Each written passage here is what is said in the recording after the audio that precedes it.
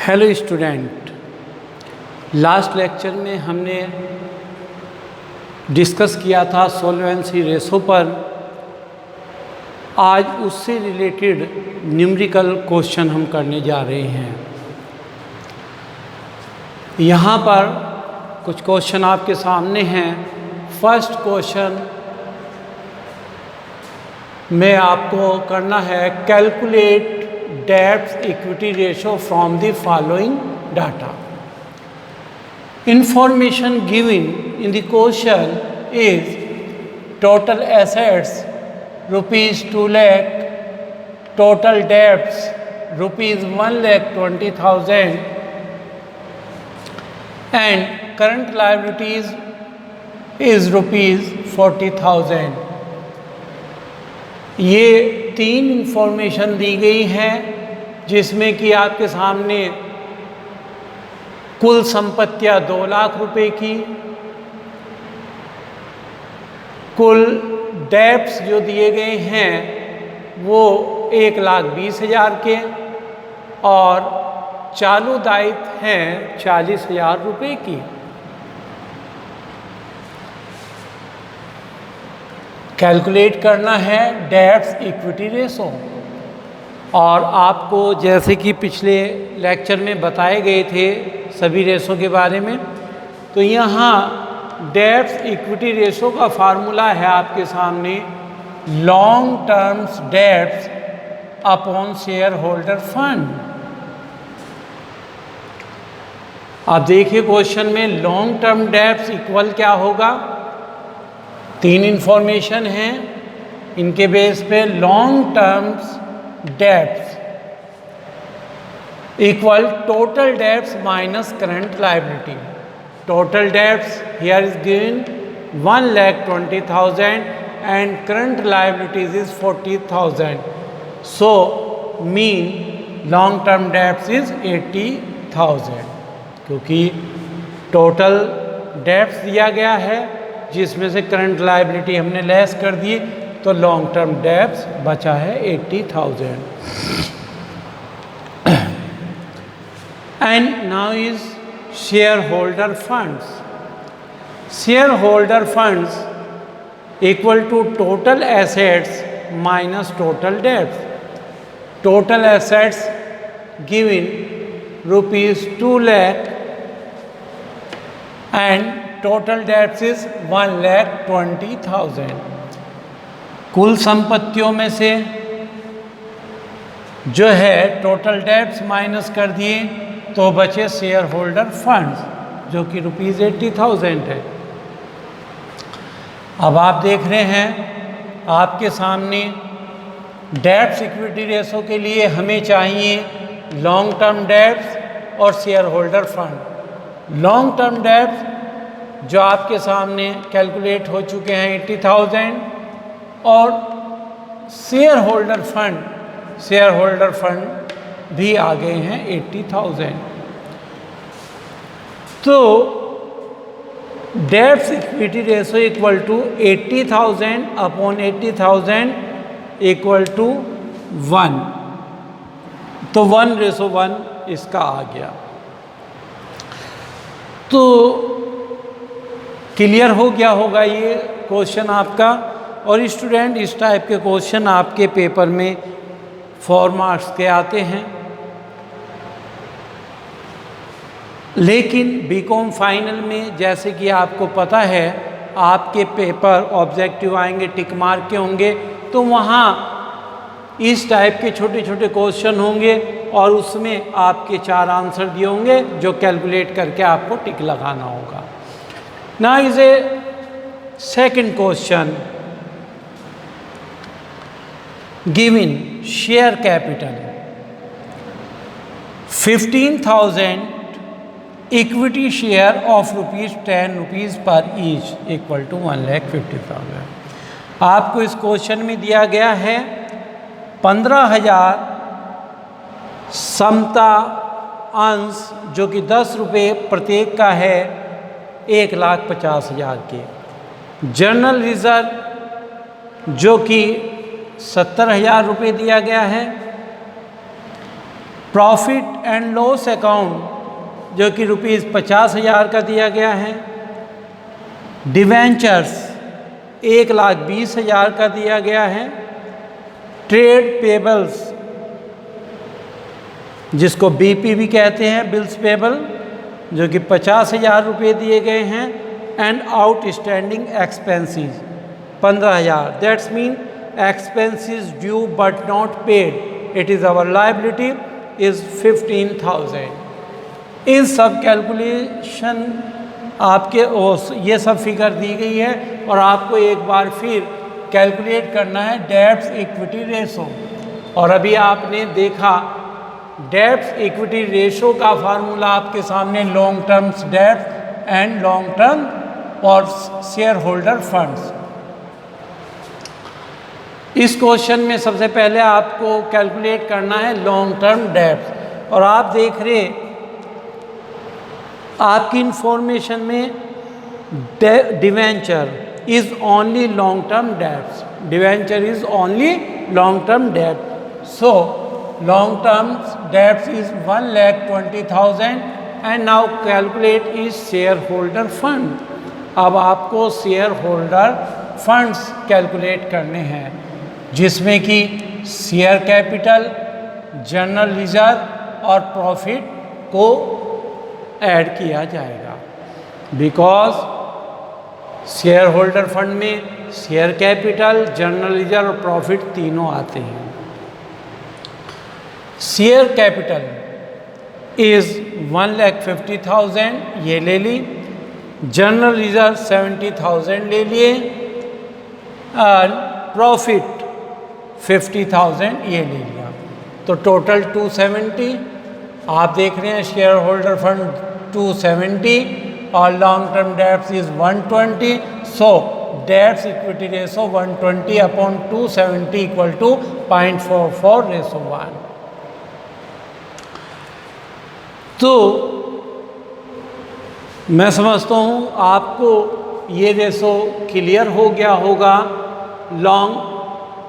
ये ratio debts equity ratio clear समझ में आ गया होगा। एक और क्वेश्चन के साथ आपको इसको समझाते हैं।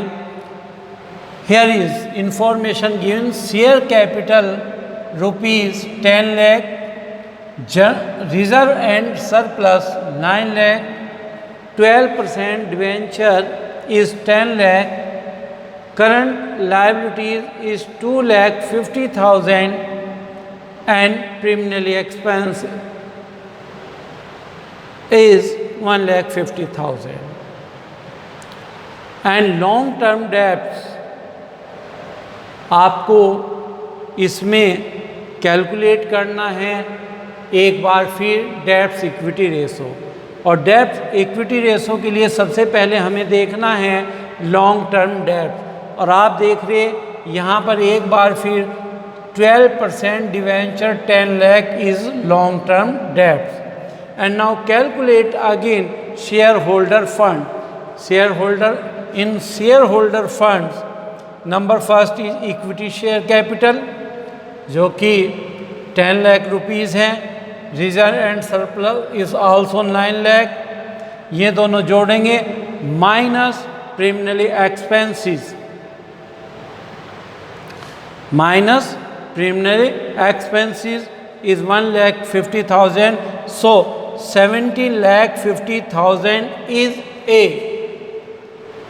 70,50,000 is a long term debts।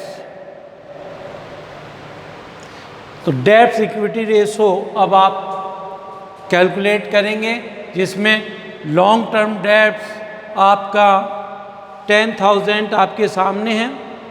Debts equity ratio के लिए आपका फार्मूला जैसे कि हमने यहाँ भी बताया पहले भी, लॉन्ग टर्म डेब्ट जो कि 10 लाख रुपीज़ है और अपॉन शेयर होल्डर फंड जो कि आपके सामने 70,50,000। तो आंसर इज 0.57:1। तो ये 3 क्वेश्चन आपके सामने मैंने बताए हैं और तीनों में आप लोगों को क्लियर हो गया होगा कि किस प्रकार से डेब्ट इक्विटी रेशो कैलकुलेट किया जाता है। अब आप देखिए, पिछले लेक्चर में मैंने दूसरा रेशो आपको समझाया था, प्रोप्राइटरी रेशो। आइए उसका भी एक न्यूमेरिकल करते हैं। Calculate proprietary ratio from the following information given share holder funds, equity share capital 5 lakh, preference share capital 250, reserve and surplus 1,25,000 and non-current liability debenture 3 lakh and current liability BP is 7,50,000. So total is 12,50,000, and in asset side non-current assets tangible 6,25,000 and current assets short-term investment 3,75,000 and cash 2,50,000. So total is 12,50,000. ये question आपके सामने दिया है। इस question में आपको proprietary ratio calculate करना है, जिसका फार्मूला है share holder fund upon total assets. Here is share holder fund में आपको पता है जो कैलकुलेट ऐड किया जाएगा। इक्विटी कैपिटल आपके सामने दी गई है 5 लाख, ये number 2 preference share capital 2,50,000 and third is reserve and surplus, total 8,75,000। तो ये आप देख रहे हैं यहाँ पर 8,75,000 आप पर शेयर होल्डर फंड हो गया, एंड टोटल एसेट्स इज 12,50,000। ये आप देख रहे हैं। तो proprietary ratio is 8,75,000 upon 12,50,000 equal to 0.7:1 और 70% भी इसको कह सकते हैं। इसके बाद लास्ट लेक्चर में हमने आपको पढ़ाया था एक गेयरिंग रेशो, तो उसमें उसका न्यूमेरिकल भी देखें, कैलकुलेट कैपिटल गेयरिंग रेशो। इसमें इंफॉर्मेशन दी गई है इक्विटी के shares, reserve 7% preference shares, 8% debenture and capital gearing ratio. You know very well that capital gearing ratio equal to equity capital plus reserve and surplus upon preference share capital plus debentures plus other interest bearing finance या capital. So capital gearing ratio आप देख रहे हैं यहाँ पे equity capital आपके सामने 3 लाख है और 1 लाख। ये दोनों ही कैपिटल आप जानते हैं कि वेरिएबल बेयरिंग कैपिटल है, और नीचे प्रेफरेंस डिवेंचर ये फिक्स बेयरिंग कैपिटल मानी जाती हैं। So 3 lakh plus 3 lakh plus 1 lakh equal to 4 lakh upon preference plus debenture 2 lakh plus 4 lakh equal to 6। Answer is 0.67:1। तो आपने देखा कैपिटल गेयरिंग रेशो में, जैसे कि आप जानते हैं 2 प्रकार की कैपिटल में रिलेशन बताता है ये, एक तो फिक्स बेयरिंग और variable bearing upon fix bearing, जो कि हमने यहाँ करके दिखाया। एक बार फिर एक छोटा सा क्वेश्चन आपके लिए है, calculate proprietary ratio given share holder fund और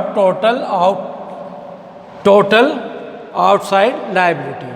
ये आपके सामने दिया हुआ है। आपको प्रॉपर्टी रेशो निकालना है जिसमें शेयर होल्डर फंड आपके सामने 2 लाख के दिए गए हैं।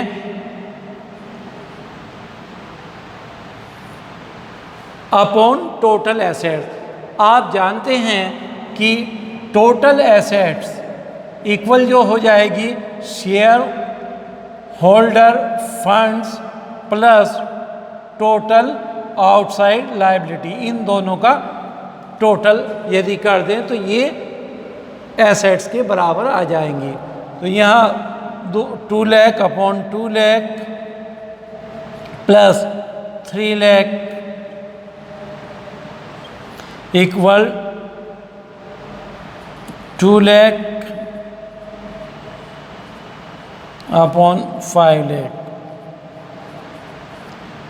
इक्वल टू 0.4 और 40%।